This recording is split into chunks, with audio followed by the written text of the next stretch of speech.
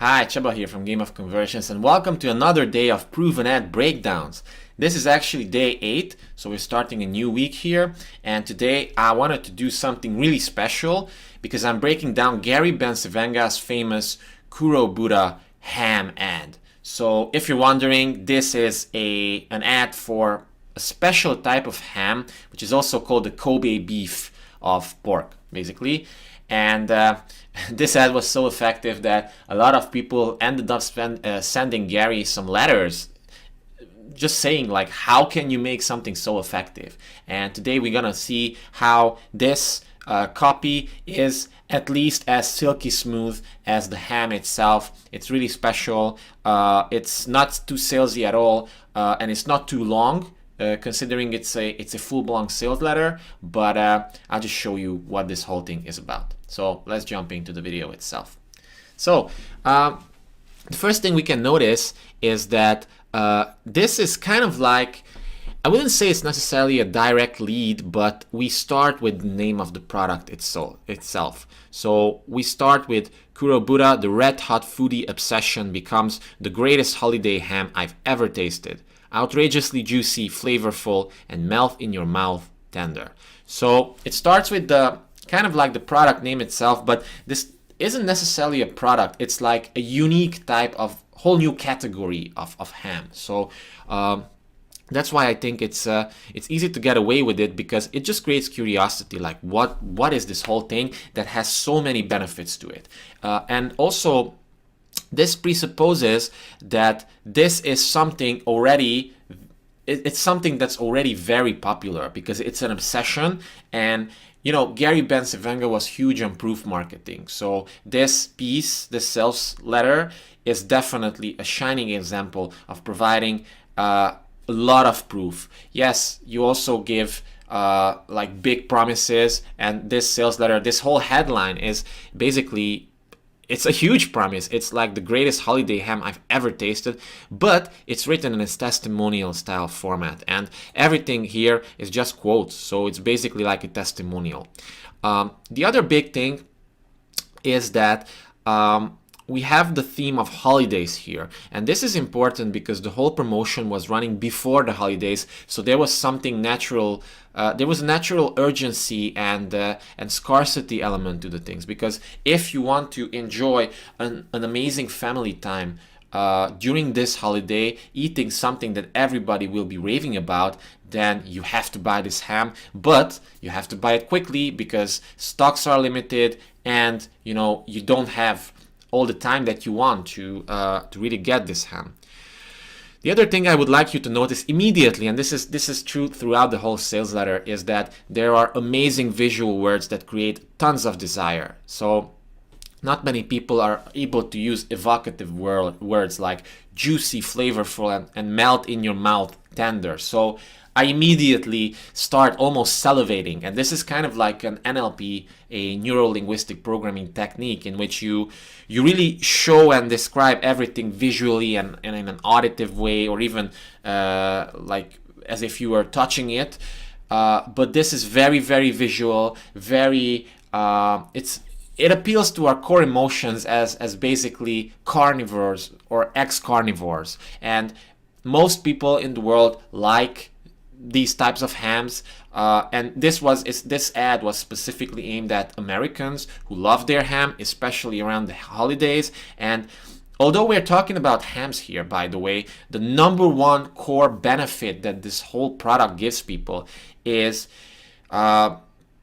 being perceived as someone caring and smart and unique during a family dinner. So instead of fighting your on the holidays or something, we have this mechanism, this vehicle in the product of a ham, which brings people together and creates a lot of amazement, and makes you, the host, or the person who prepares the ham, look like a genius, like someone who has extraordinary culinary taste, who knows, you know, other cultures, and it appeals to our inner, like, willingness and desire to appease others and to feel like something really special. So that's the number one benefit that I think that this whole ad aims at. It's not the ham. The ham is just a delivery vehicle, but it's still sold in a genius way. We also have, like, we are introduced to immediate scarcity, as I said before.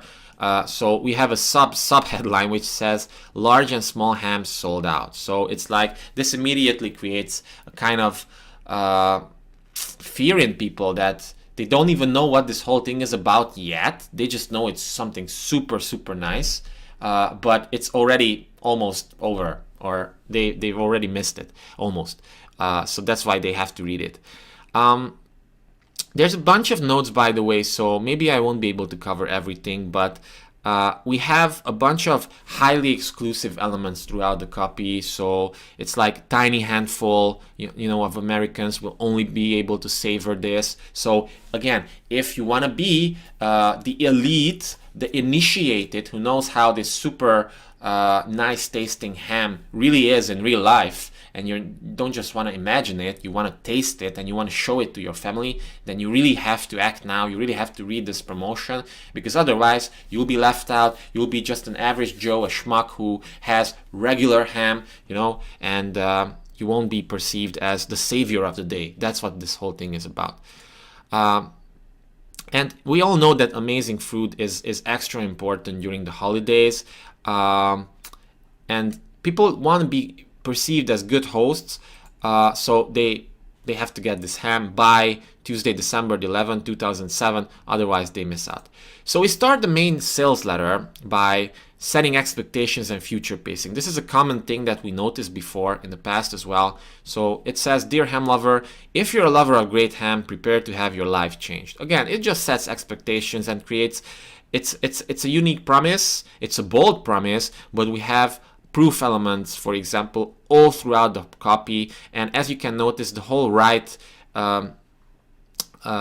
part here is made up of testimonials all throughout the copy. Only testimonials, and very smart testimonials as well, because they answer various objections that people might have around this ham, or around the process of, you know, having ham for a dinner, or there's just a lot of visceral memories that are shared in these testimonials that really make it sound very, very credible, which I really like. So we have a lot of proof elements, like immediately we talk about chefs like Thomas Keller, who must be some important chef.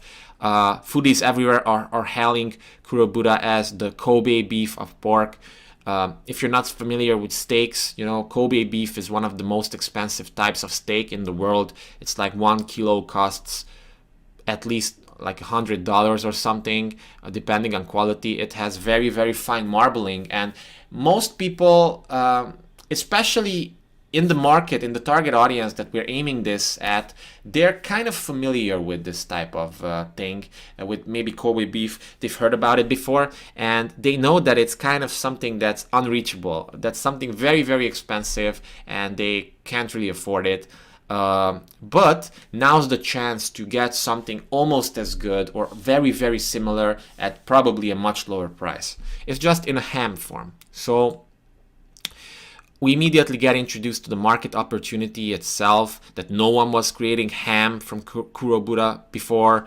And we have promise. We always have, and this is Gary's specific style, that we have a promise and then we have a proof that backs it up. Promise, proof, all the time, because this is what elevates our emotions. It makes us, interested in what's the copywriter or the offer itself is promoting, but it makes it very, very believable. And this is really important, especially nowadays when there are so many snake oil salesmen and people just don't know what to get anymore, because there's so many overhyped promises without any proof. So pretty soon we get, this is kind of the lead of the whole thing, and we get into the start of the story, which is kind of like a discovery journey that the writer itself is inviting me as the reader on. So it's kind of like an Odyssey. It's kind of like, come join me on this epic tale of me discovering something unique. This is the whole premise of the story here. And he goes on to say that, a few years ago, he's an expert. And again, we have a lot of proof elements here, like comprehensive ham tasting, you know, and it was featured in his publication and whatnot. And then basically the story goes that, you know, this guy wanted to, the guru that Gary Bencivenga is writing the ad for, wanted to set out to basically discover the best pork and the best ham in the world, and he was disappointed because he was trying everything but couldn't really find it. And then he wanted to find the best, and this again presupposes that he wants to give you as the reader the best as well. So he couldn't find a single ham that satisfied me on every count, you know, and basically this whole part just described how there was no solution to this problem. He was searching, you know, for the perfect ham, the platonic ham, but nothing. And then, you know, the copy becomes educative, and it sets us all up for the unique mechanism of the problem and the solution. So in case you don't know, we always need a unique mechanism or a unique selling proposition, which is kind of similar in any copy, especially nowadays, because people are just asking, why should I choose you over anybody else or over doing nothing at all? So why should I choose this ham instead of buying any other ham from the grocery store, or instead of just not having ham at all, having something vegetarian or something?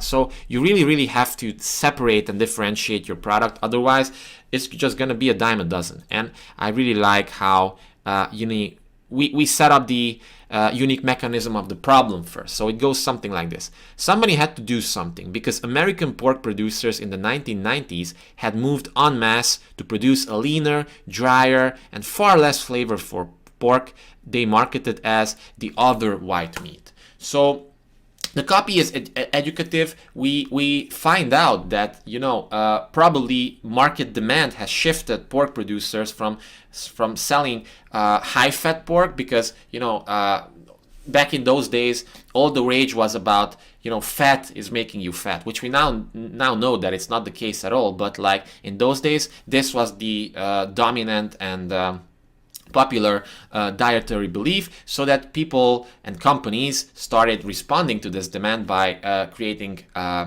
less flavorful but leaner type of pork. And white meat, you know, they wanted to position it more like chicken and fish, probably as something like more healthy. But a pork lover like the person we have, David, was basically appalled from this whole thing, and he wanted to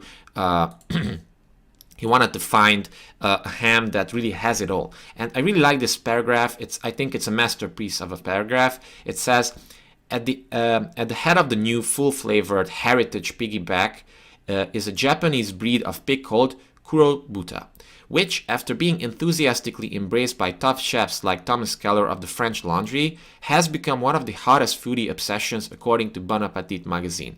Many say that Kurobuta pork is to regular pork as Kobe beef is to regular steak. So again, we have proof, we have promise, we have nice analogies and comparisons. Once again, I think this paragraph just has it all. And then we continue with the story.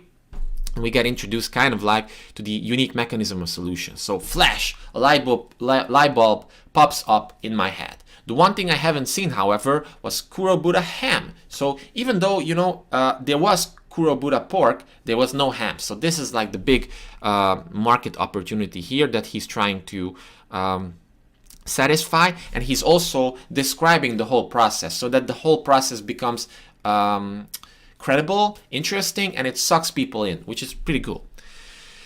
And we even have things like over-delivering on a promise, but Gary can get away with it because he has so many proof elements that he can say stuff like, would I not then have on my hands the ham of hams, the hyper ham, the greatest ham story ever told, the greatest ham, what am?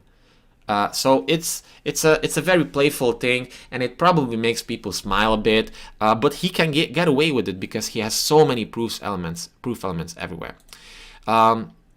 Then he goes on to say that the product basically has been validated in the past. So this ham was already tried by his past readers, a very exclusive number of people. But now, you know, you as the reader have the opportunity to also, you know, get a piece of this.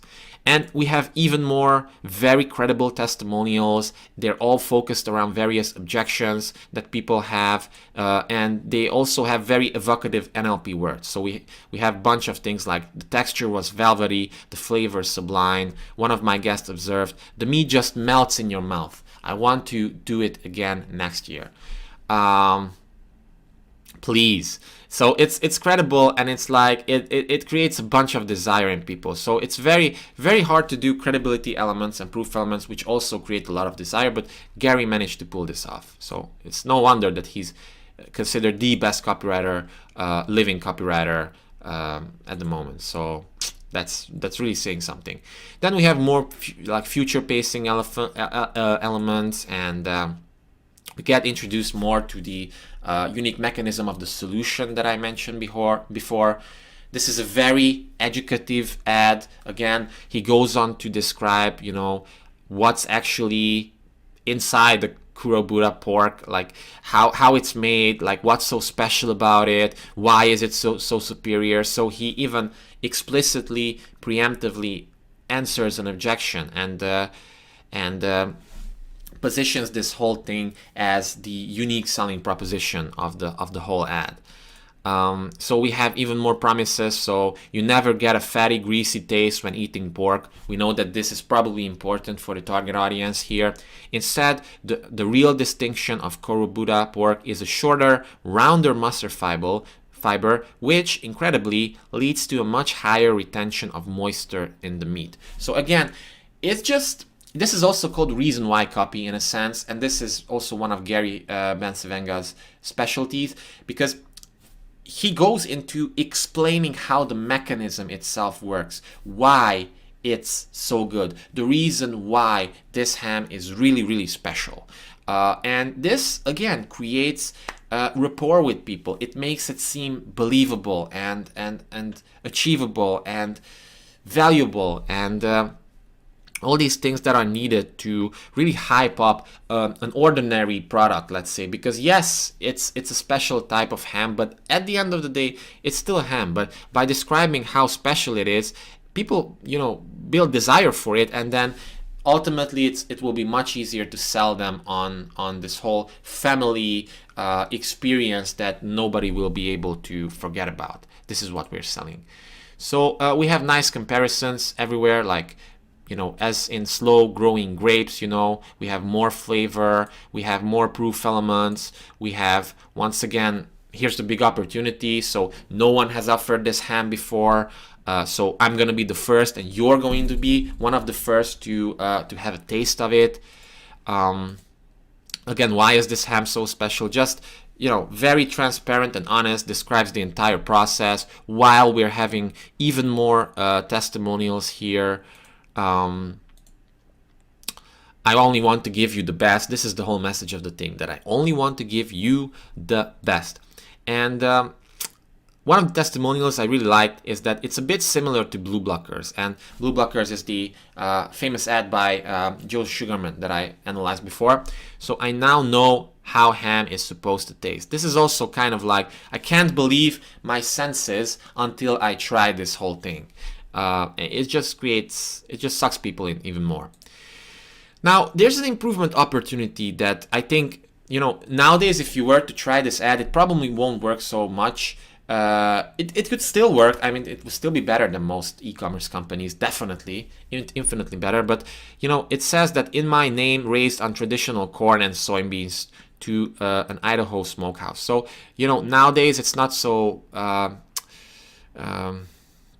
advisable to advertise your product eating corn and soybeans, because people want to shift away from these big crops that, you know, everyone's putting in everything. They want grass-fed, grass-finished meat, and they want something which is more organic. And obviously, this is also probably organic and You know, it later on it highlights how, you know, these animals are like pasture raised and something like that, but it's not enough emphasis on that. So nowadays you probably should spend more emphasis on really highlighting how good of a life these animals have, why, I don't know, they're less stressed, so their hormone balance is different, so that their meat tastes even better or something like that. Or I think with Kobe beef they eat like olive oils or olives or something. I don't know exactly, but something like that. They eat something really special, and that's also what is the reason why behind they're so expensive. Also, we have some stuff like this subhead is a little bit weird to me. So oodles of rich juice, see the from this ham. So maybe this is a typo or something, or I'm just not getting it, but I don't know. This is weird. We have I'm not gonna read it right now, but I invite you to read these 3 paragraphs, because it's an amazing example of how to describe something, how to use evocative words and just create tons of desire here. We have also, next to this amazing part, we have an amazing testimonial. Like, check this out, like how credible it is. I don't like ham and only serve it when I have been pressured into it by my family. So we already start with a very skeptical person. It's always rubbery, dry, and tasteless. My dad is the one who saw your Kurobuta ham offer. He's also a ham lover and decided to take the plunge. And I am so happy he did. I now know how ham is supposed to taste. It was beautiful, moist, tender, and flavorful. I served it over the holidays at our family celebration. The ham was the best we've ever tasted. It's all we talk about for days. So it's just so credible. It's a perfect testimonial.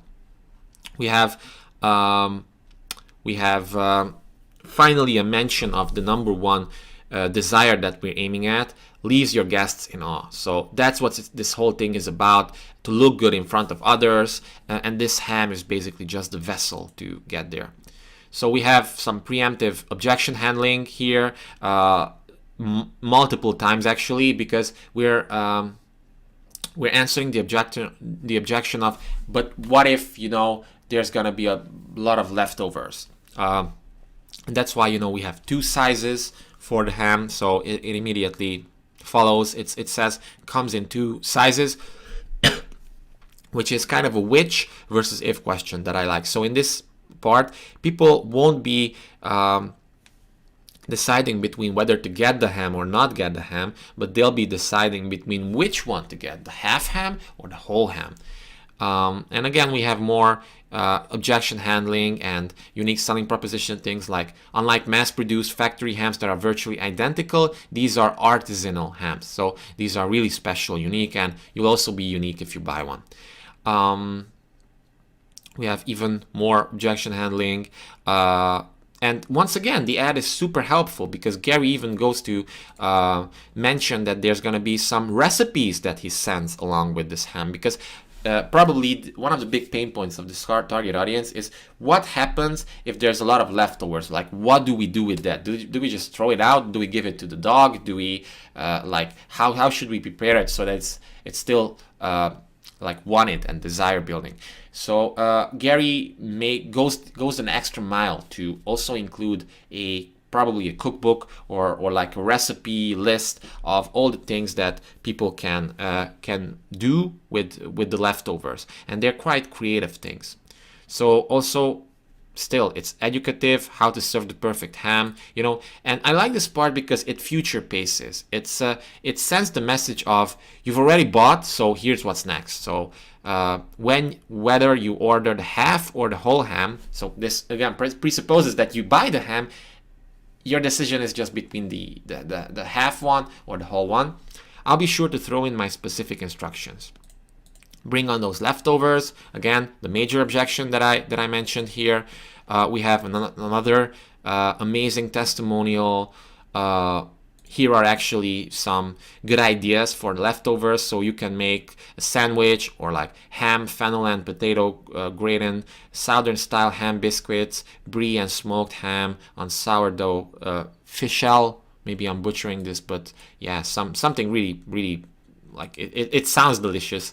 And now we have some scarcity, because at this point people are probably already sold on the idea of this whole ham. We've introduced them to the problem and the unique mechanism of the problem and the solution as well. We've described how this is different. We've built a lot of trust, but now we have to knock him off the fence with a little bit of urgency and scarcity. And the whole Christmas thing just lends itself beautifully to this thing, because there's a reason why behind the scarcity and urgency. It doesn't seem fake, and this is really important in your own promotions as well.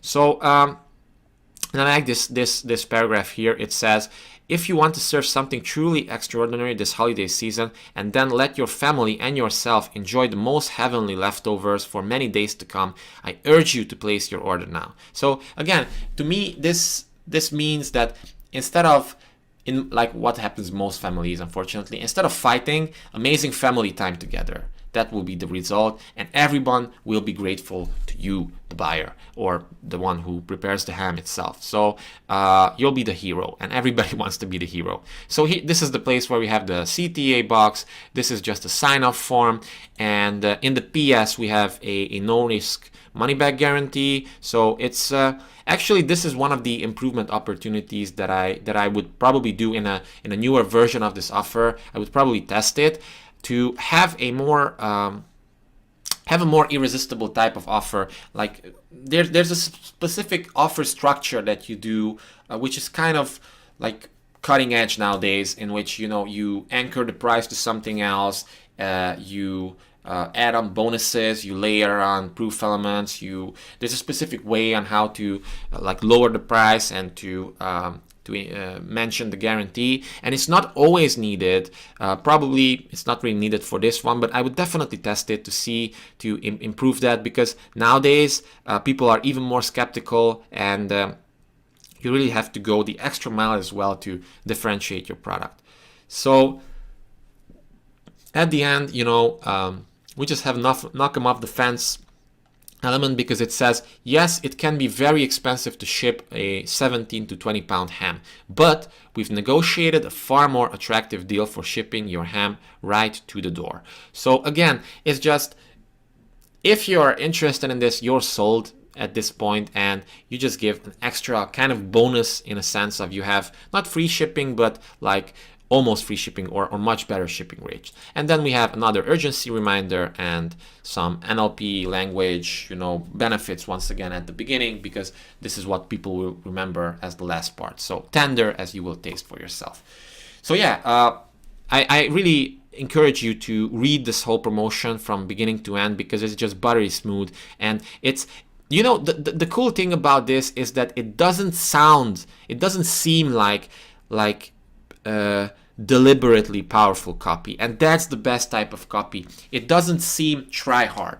It's not like you feel like the copywriter was really trying hard to convert you or something. No, it seems very laid back, very interesting, credible, and something that just holds your attention. And that's the hardest type of copy to write, and that's why Gary was so advanced in this regard, because it takes a lot of effort to really narrow down your whole sales message so that it's consistent and there's no fluff in this whole thing. It's just exactly how much you want to say, exactly how you want to say it, so that people actually take you up on the offer. So thank you so much for watching this video. If you're still watching this, then leave a like below, because that really helps these videos rank higher and reach more people. And if you found it helpful, also consider sharing it with other people in your team, or a friend, or someone who's interested in these types of things. And also leave a comment below and let me know your the number one thing that you learned from this ad. I'm really curious, because there's so many things going on here, and I'm just a big fan of Gary Bencivenga, and I really want to know what connected with you the most. So thanks again for watching, and see you tomorrow.